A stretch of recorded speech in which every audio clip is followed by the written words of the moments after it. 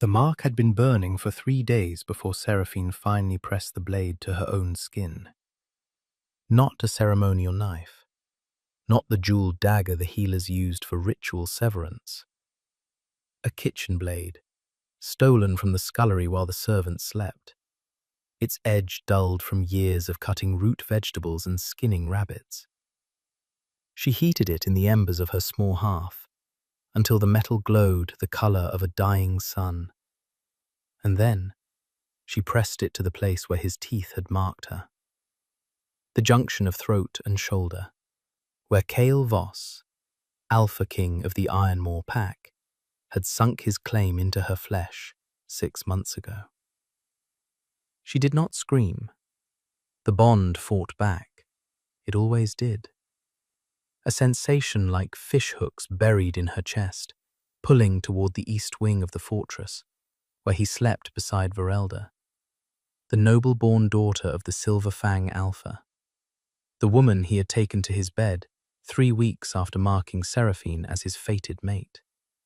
The bond shrieked through her blood, demanding she stop, demanding she crawl back to him, demanding she survive on the scraps of his attention like a dog beneath the table. Seraphine pressed harder. The skin hissed.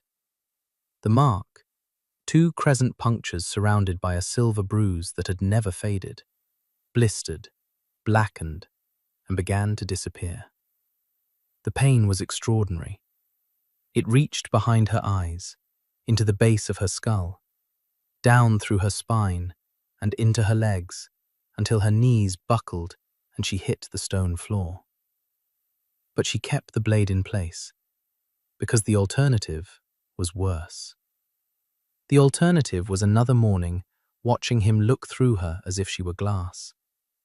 Another evening hearing Verelda's laughter echoing from the high chambers. Another year of being the inconvenient mistake, the Omega whose blood had inexplicably called to the most powerful wolf in 6 territories, only for him to decide that power and politics mattered more than fate. When she pulled the blade away, the mark was gone. In its place, a burn scar, ragged and deliberate, shaped like nothing, shaped like refusal.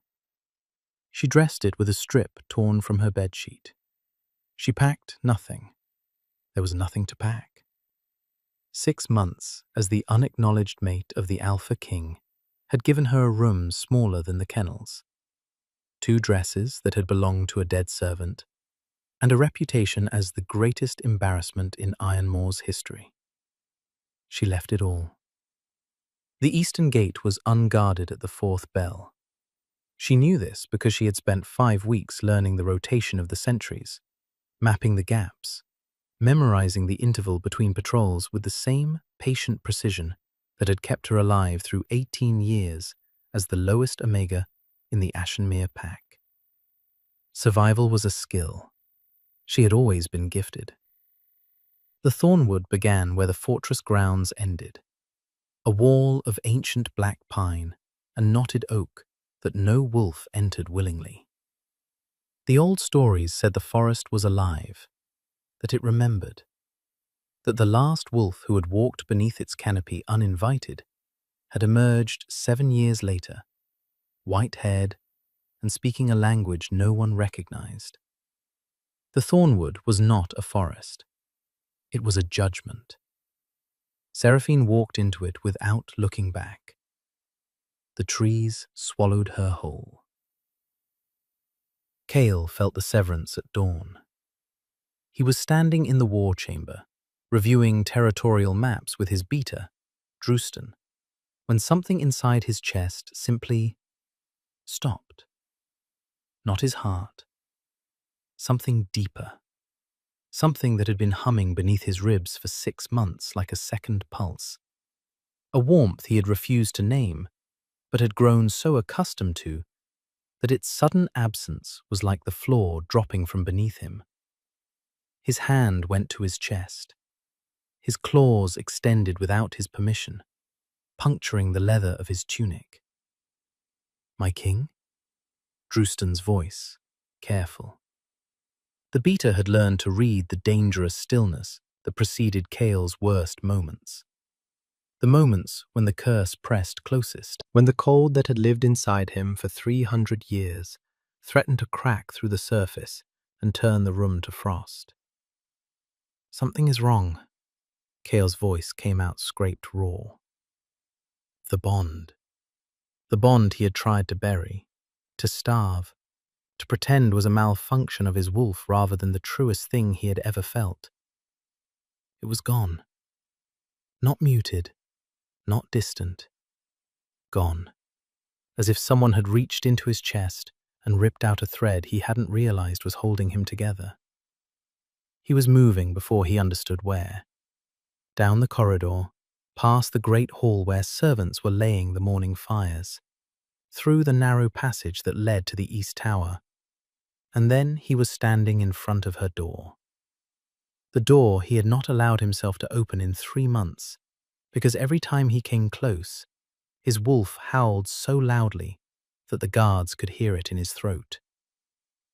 The room was empty. The bed was stripped to its bare straw mattress. The hearth held cold ashes and the remnants of something burned. Cloth, perhaps, or bandaging. On the floor beside the fireplace, a kitchen blade with a blackened edge. Kale picked it up, smelled it. Iron. Ash. And beneath both, her blood.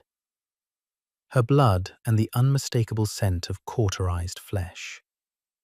She had burned his mark off her body. For 300 years, the curse of Ironmore had made Kale Voss incapable of feeling warmth. Not metaphorically. The curse was literal, laid by a dying witch whose daughter Kale's grandfather had rejected. A bloodline punishment that passed from alpha to alpha, freezing them from the inside. Kale's skin ran cold to the touch. Fires did not warm him. Furs could not help. In 3 centuries, nothing had penetrated the frost that lived inside his bones. But when the bond had snapped into place 6 months ago, when he had looked across the great hall during the Ashenmere tribute and seen a bruised, thin-armed Omega woman staring back at him with eyes that held no fear, only a vast and weary patience. For the first time in 300 years, something in his chest had flickered. Warm. Alive. Terrifying. And he had done the one thing his wolf would never forgive. He had turned away from her. Not because he wanted to, because Varelda's father controlled the mountain passes, and without the Silverfang alliance, the Ironmore would face war on 2 fronts. Because the council had spent months negotiating the match, and an Omega Luna, a battered, nameless Omega from a vassal pack, would shatter every alliance he had built. Because he told himself the bond was a complication he could manage, that she would accept her place, that the warmth in his chest was a trick of the curse, not its cure. He had been wrong about everything. Find her. His voice filled the room like a physical force, the walls vibrating with the resonance of an alpha command that could buckle the knees of any wolf within earshot. Every scout, every tracker, every wolf in this fortress. Find her. Now. Drustin appeared in the doorway, already pale. "My king." The Eastern Gate sentries report. The Thornwood. Her scent trail leads into the Thornwood. The silence that followed was the loudest sound Kale had ever heard. No one entered the Thornwood and returned unchanged. Most did not return at all. 3 days passed. The scouts Kale sent to the forest's edge came back shaking, unable to cross the tree line. Something in the wood refused them. A pressure. An ancient will that pressed against their wolves and turned them around like children redirected by a firm hand. Kale went himself on the 2nd day, stood at the boundary with his claws buried in the bark of a tree older than his curse, his wolf throwing itself against the invisible barrier with a fury that cracked his human composure until his eyes blazed gold and frost crawled up his arms, and his beta had to physically pull him back before the cold consumed him entirely. "The Thornwood chooses," said Maren, the ancient healer who had served 3 generations of Ironmore alphas. She sat by the fire in Kale's chambers, unbothered by his pacing, unintimidated by the ice that crept along the floor wherever he stood too long. "You cannot command a forest that predates your bloodline, boy. She will die in there." "Perhaps." Maren's voice was dry as old paper. "Or perhaps the forest recognized something in her that you were too blind to see." Kale turned on her with a snarl that rattled the windows. Maren did not flinch. She had changed his swaddling clothes. She had set the bones he broke in training. She had held his mother's hand as the curse took her warmth on the day she became Luna. And she had watched Kale's father freeze to death from the inside on the throne. And she had watched Kale repeat every mistake because power made men stupid and curses made them cruel. "You marked her, and then you humiliated her," Maren said. "You let Verelda take the chambers that should have been hers. You let the court call her the king's error to her face. You forbade your own wolf from going to her because you were afraid, not of politics, not of war, but of the fact that she made you feel something, and feeling something terrified you more than any enemy ever could. Enough. She burned your mark off with a kitchen knife, Kale. That is not the act of a woman who left on impulse. That is the act of a woman who decided, methodically and with absolute clarity, that she would rather face the Thornwood than spend another day being invisible to you." The frost climbed the walls. The fire in the hearth guttered and nearly died. If you're listening, and this story has its hooks in you, tap that like button so I know to keep bringing stories like this one. On the 4th morning, Verelda arrived at his chambers uninvited. She was beautiful, silver-haired, sharp-featured, draped in white fur that set off the pale perfection of her skin. She moved through the court like a blade, and the court adored her for it. She was everything an Alphas Luna should be: noble, powerful, strategic. She was also the reason his curse was getting worse. "The Omega is gone," Verelda said, settling into the chair by his fire as though she belonged there. "The pack is relieved. Now we can proceed with the bonding ceremony without this embarrassment hovering in the background." Kale looked at her, really looked. And for the first time he noticed the thing that Maren had been trying to tell him for months. The thin smile that never quite reached Verelda's eyes when she spoke of Seraphine. Not jealousy, something colder. Satisfaction. "You knew she would run," he said quietly.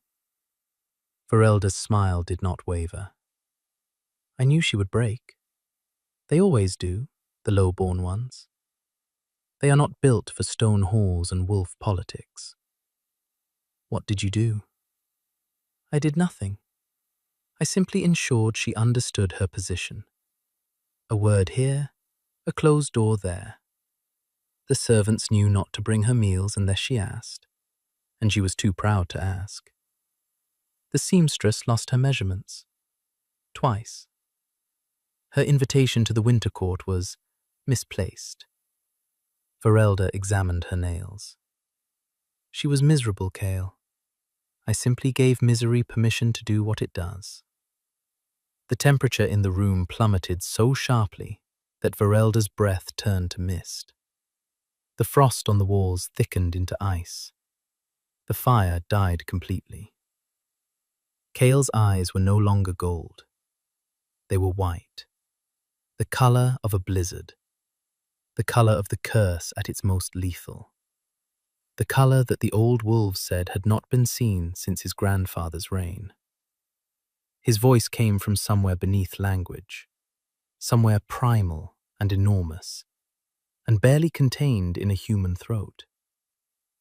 Get out of my fortress. Kale, you are banished from Ironmoor territory. If you are found within my borders after nightfall, I will consider it a declaration of war against the Silver Fang. Take your attendants. Take your furs. Take every trace of your presence and leave, before I forget that killing you would start a conflict I do not have time for. Ferelda stood. For the first time, fear fractured the perfection of her composure. You would risk the alliance? For an Omega? For a woman who does not even want you? She removed your mark, Kale. She rejected you. No. His voice cracked on the word. Not with rage, but with something far more devastating. Recognition. She survived me. There is a difference. Ferelda left within the hour. The Silver Fang alliance shattered before sunset. On the 7th day, the Thornwood opened. Kale was on the battlements when it happened. He had taken to standing there at dawn and dusk, staring at the tree line with the fixed intensity of a wolf watching the horizon for something it has lost. The frost that trailed him everywhere had worsened. His hands had begun to lose sensation.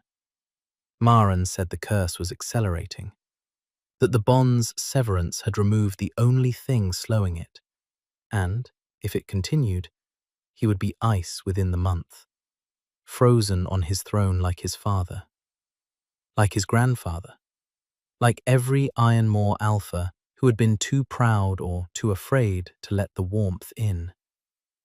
He did not care. He deserved it. The trees moved first, the outermost pines leaning apart like sentries stepping aside, their branches pulling back to create an avenue of open ground that had not existed before. Then the light changed. The perpetual grey that hung over the Thornwood shifted, and something golden, actual physical warmth, poured through the gap in the canopy like liquid. She walked out of the forest, and she was not the same woman. The bruises were gone. The thinness, the careful way she had held herself as if expecting a blow, gone. Seraphine moved with a fluidity that was not entirely human, her bare feet silent on the frost-hardened ground, her dark hair unbound and threaded with something that caught the light. Silver or starlight, or something older. Her eyes, which had been brown, were now the deep amber of old forest sap. And on her skin, her arms, her collarbones, the line of her throat, markings moved. Not tattoos, not scars. Living patterns that shifted like branches in wind, like roots seeking water, like the forest itself had written its name on her body and claimed her as its own. She carried no weapon. She needed none. The Thornwood moved with her, the branches overhead shifting to follow her path, the ground softening beneath her feet. Birds that had not been seen this close to the fortress in living memory settled in the trees behind her, as if forming a court. The wolves on the battlements dropped to their knees, not because they were commanded, because something ancient in their blood recognized what she was, what the Thornwood had made her, or perhaps what it had simply revealed. Kale descended the stairs so fast he nearly fell. He came through the gate at a dead run and then stopped, 10 paces from her, because she looked at him, and he could not breathe, could not move. His wolf was utterly silent for the first time in his life, not straining or howling or fighting, but simply still. the way a creature goes still in the presence of something sacred. The burn scar on her neck was gone. In its place, a mark he did not recognize. Not his bite, not any alpha's claim. Something older. A circle of interlocking branches, a crown of thorns that had bloomed. Seraphine. Her name in his mouth like a prayer he had forgotten the words to. The forest showed me what I am, she said. Her voice was the same, steady, direct, unhurried. The voice of a woman who had never had the luxury of hysteria. But there was something beneath it now, a resonance, as if the trees were speaking with her. My mother was not Ashenmere. She was Thornblood, the last of the old line. The wolves who were bonded to the forest before the packs built their fortresses and forgot. They killed her for it. Ashenmere buried the truth and sold me as tribute so no one would ever know what I carried. Kale's legs nearly buckled. The Thornblood line. The wolves the old stories called the forest's chosen. The ones who could walk between worlds, who could command root and branch and stone, whose bond with the land was so deep that the land itself would fight for them. They were supposed to be extinct. Every alpha in 6 territories believed it. The curse, he said, and his voice was barely human. Seraphine. The curse on my line. It was laid by a forest witch, a woman of the old blood. Your blood. I know. The Thornwood told me. She stepped closer. One step. He felt it in his chest like a hammer strike. Warmth, sudden and violent, blooming behind the wall of ice that had been building for 3 centuries. The curse was never meant to be permanent. It was meant to endure until an Ironmaw alpha chose a Thornblood mate willingly. Not by force, not by conquest, by choice. Genuine, free, unconditional choice. I chose wrong. The words tore out of him. I had you, and I chose wrong because I was a coward and a fool, and You chose politics. Not cruel, not forgiving either, simply true. You chose the alliance over the bond. You chose the throne over the warmth. Yes. He could not look away from her. The frost was climbing his arms visibly now, his skin turning blue-white at the fingertips, the curse sensing what was happening and fighting to finish what it had started. And I would tear down every alliance, burn every treaty, and break my own crown across my knee if it meant you would let me stand beside you. Not as your king, as the man who failed you and will spend the rest of his life earning back what he destroyed. Pretty words from a man who could not even open my door. He flinched as if she had struck him, because she was right, and because she was standing 10 paces away, and the curse was killing him, and he had no right to ask for anything, and he was going to ask anyway because his wolf was dying, and his heart was dying, and the only warm thing left in the world was her.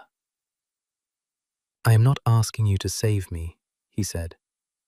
I am asking you to let me choose correctly. Once. Before the ice takes me. Let me say it while I still can. He dropped to his knees, in the mud, in front of the wolves on the battlements, in front of Drustan and Marin, who had followed him down, in front of the forest that watched with 1,000 ancient eyes. The Alpha King of Ironmaw, the most powerful wolf in 6 territories, on his knees in the dirt, before a woman the world had called worthless. I choose you, he said. Not because the curse demands it, not because my wolf demands it, because you are the only person in 300 years who looked at me and saw something other than a throne to fear or a weapon to wield.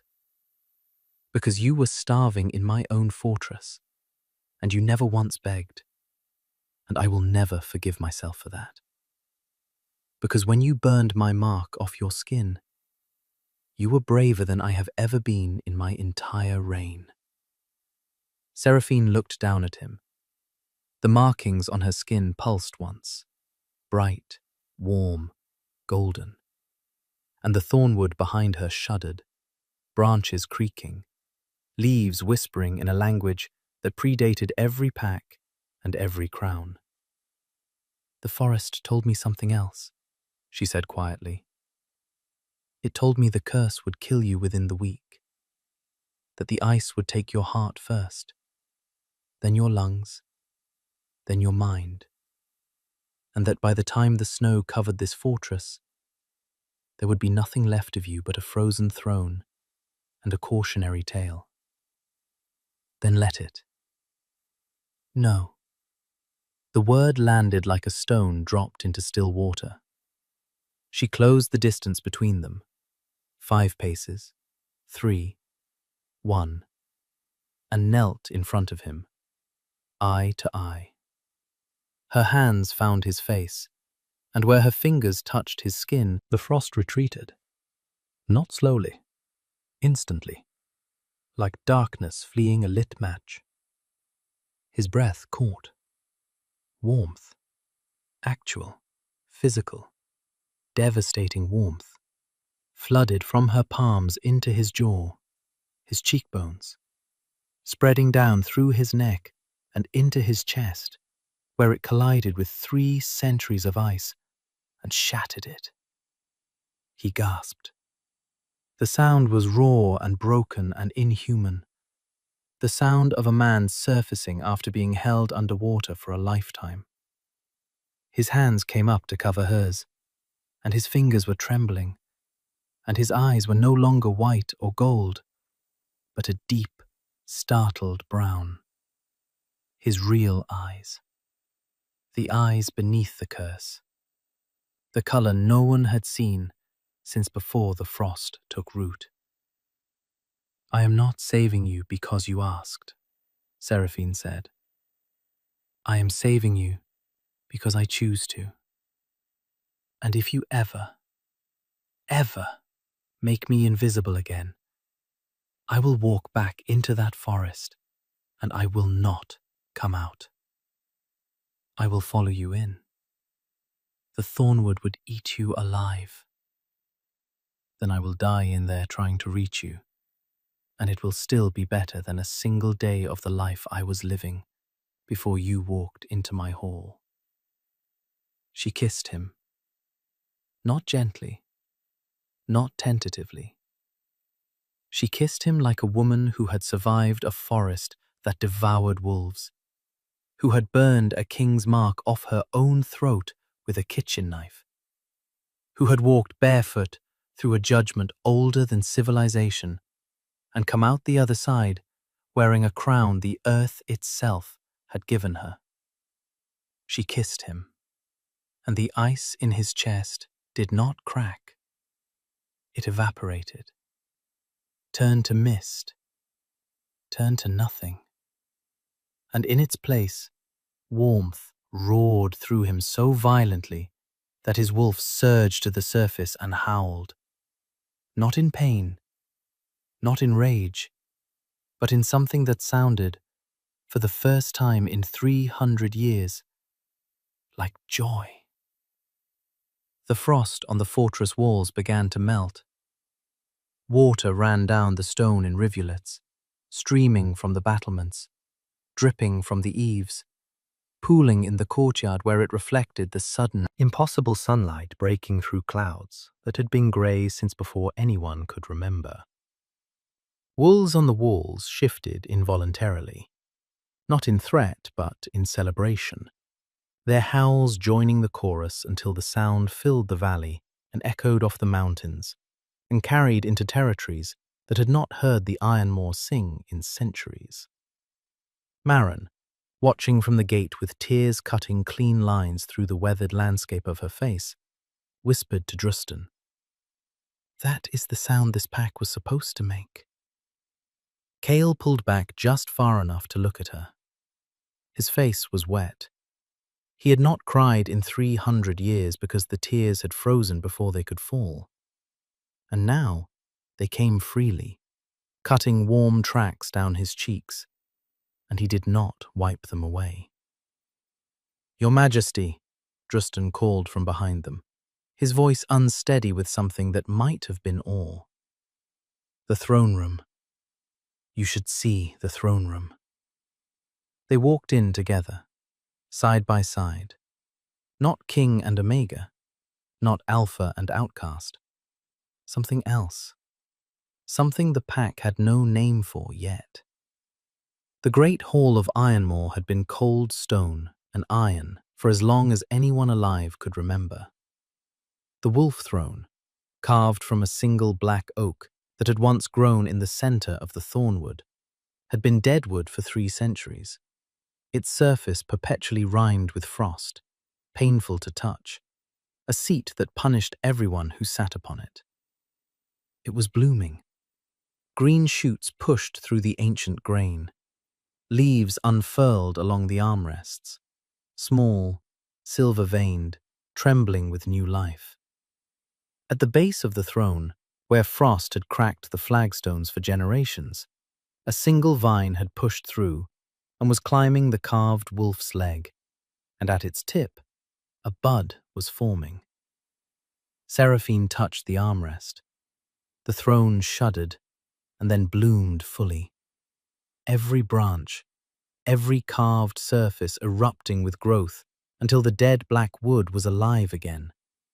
A living throne of green and silver, and the air in the hall smelled like rain on warm earth, like pine sap, like the deep heart of a forest that had been waiting 300 years for someone to come home.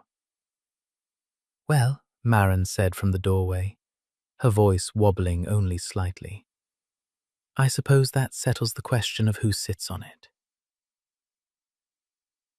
3 months later. The gardens of Ironmore, which had not existed 3 months ago, were in full bloom. Someone, no one could quite remember who, had begun planting in the courtyard the week after the curse shattered, and the seeds had taken to the newly thawed soil with an eagerness that the older wolves called suspicious, and the younger wolves called a miracle. Roses climbed the outer wall. Herbs grew in window boxes. The kitchen garden alone had yielded enough in its first harvest to feed the fortress for a week, and the head cook had wept openly and blamed the onions.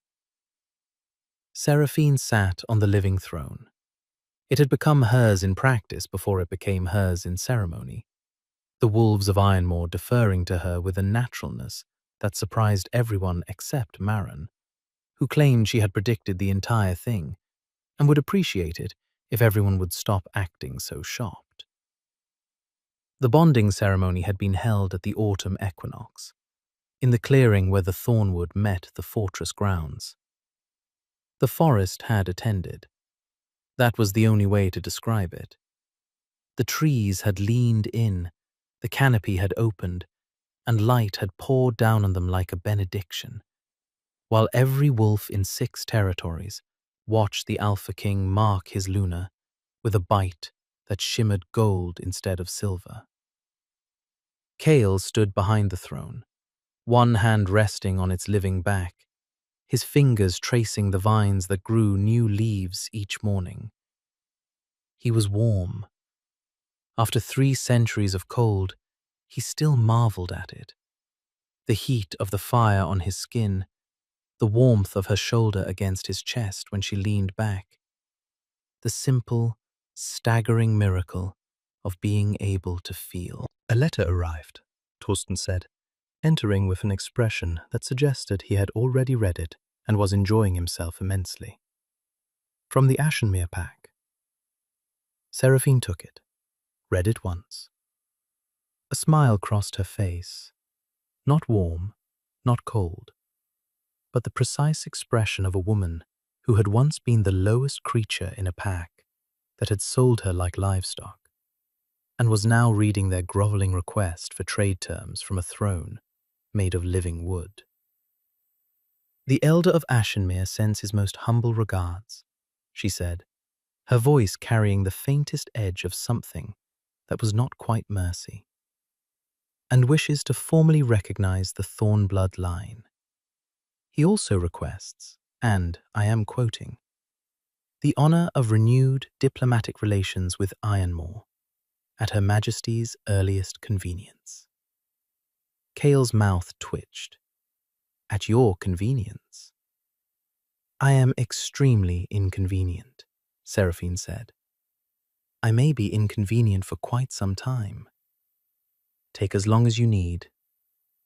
She set the letter aside. The vine on the throne curled once around her wrist and settled, like a cat finding a warm lap. Outside, the thornwood stood green and ancient and patient, at the border of a kingdom it had decided, after 300 years, to forgive. In the distance, a wolf howled, then another, then a dozen rising together into the autumn sky. Not a warning, not a summons, but a sound the Ironmore pack had forgotten it knew how to make. A song. So, where are you listening from tonight? I would love to hear. Drop it in the comments. And if this story made you feel something, if you gasped or held your breath, or replayed that moment when she kissed him and the ice broke, tell me which scene got you. Share your thoughts. And if you have not already, subscribe so you never miss a story. I will see you in the next one.